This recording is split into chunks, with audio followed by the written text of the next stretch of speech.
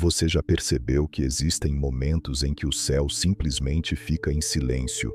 Você ora, você fala, você tenta explicar o que está sentindo, mas não vem resposta, nenhum sinal, nenhuma direção, nenhuma voz. E é nesse vazio que nasce a dúvida. Será que Deus ainda está ouvindo? Ou pior, será que ele escolheu não responder? O silêncio não dói como um não. Ele dói mais porque ele não explica nada. Ele não fecha a ferida. Ele deixa aberta. E quanto mais o tempo passa, mais a mente tenta preencher esse vazio com medo, com insegurança, com pensamentos que você nunca quis ter. Mas existe algo que poucos entendem. O silêncio de Deus não é ausência, é linguagem. Uma linguagem que não pode ser entendida com pressa, porque tudo em nós quer resposta imediata. Mas Deus não se move na velocidade da ansiedade humana. Ele se move na profundidade, e profundidade não faz barulho. O próprio Friedrich Nietzsche dizia que é no silêncio que o homem se confronta com aquilo que realmente é.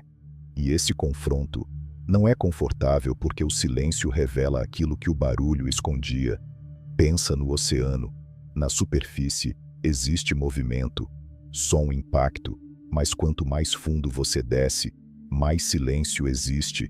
E não é porque não tem vida, é porque a vida ali é mais profunda do que o barulho pode alcançar. Deus age assim, enquanto você olha para fora, esperando sinais.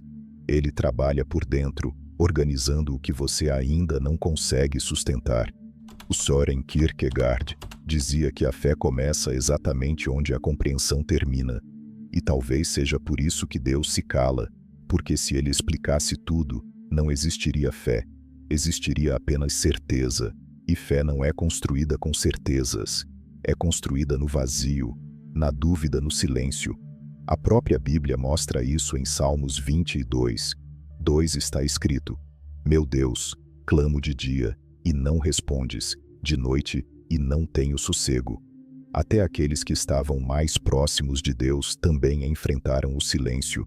E isso muda tudo, porque o silêncio não significa abandono, significa processo. O Blaise Pascal dizia que o silêncio eterno dos espaços infinitos causa angústia, porque o ser humano precisa de respostas, precisa de sentido, mas Deus não oferece respostas rasas. Ele transforma profundamente, e transformação leva tempo, e quase sempre acontece em silêncio, porque nem toda bênção chega como resposta imediata.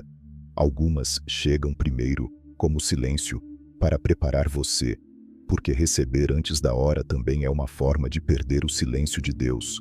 Te obriga a encarar algo que você evita você mesmo, sem distrações, sem confirmações externas, sem garantias, só você e seus pensamentos.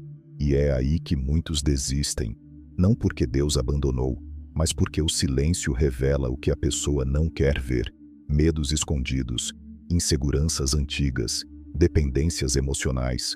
O silêncio expõe e ao mesmo tempo transforma, porque quando ninguém responde, você começa a escutar outras coisas, coisas mais sutis, uma intuição mais clara, uma percepção mais sensível, uma força que não vinha de você.